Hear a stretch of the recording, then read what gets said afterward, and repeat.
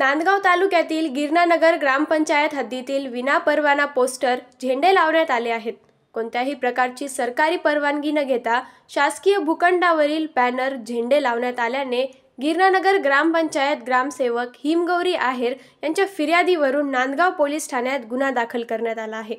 Nandgaon police निरीक्षक प्रीतम चौधरी पुढील तपास करीत आहेत।